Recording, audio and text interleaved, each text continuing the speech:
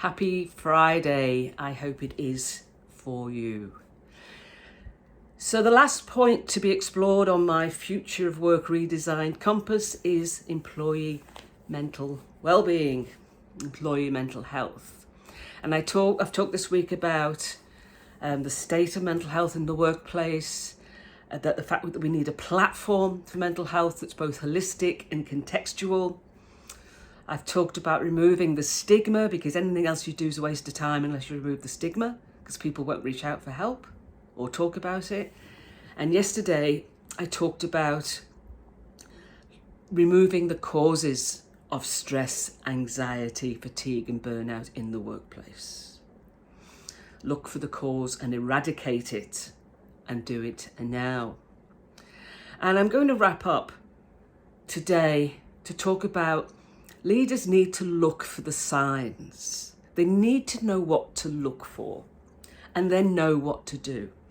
Now, it's probably a lot easier. Well, it is a lot easier when you're co-located with people that you can see a change in behaviour, a change in demeanour, people making more mistakes, a change in language, anything that's not the norm that might indicate that that person is having issues.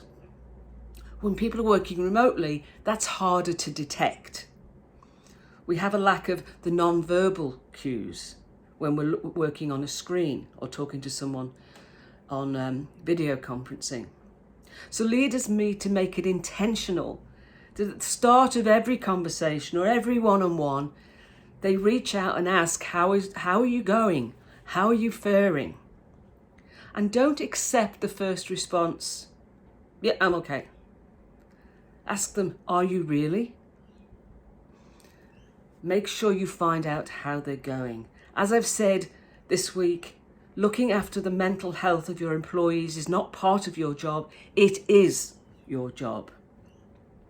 It has to be, it must be the priority. So look out for the signs. The other thing that we've got to overcome, and we need to educate everyone in the organisation, is that people have a fear of reaching out to someone. We have a campaign here in Australia, which is awesome, don't get me wrong, called Are You OK? And they write about the R, letter R, you, OK. It's okay to say, are you okay? But people often resist saying it because they're scared the other person will say, actually, I'm not. And they're going, oh, now what do I do? And we need to educate everyone, especially our leaders. They don't need to be psychologists or doctors, medical practitioners. They just need to reach out and ask and find out and listen what's going on and help that person find the support that they need. Whether that's medical or it's counselling or it's something that can be provided by HR, whatever. And the leader's role then is to regularly check in. How are you going? And as I've said, when you ask someone, are you okay? And they go, yep. Are you really okay? That's when people say, well, actually, I'm having issues with this or that. So leaders, step up.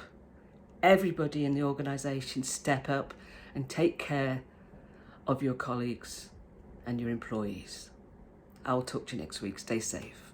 Bye.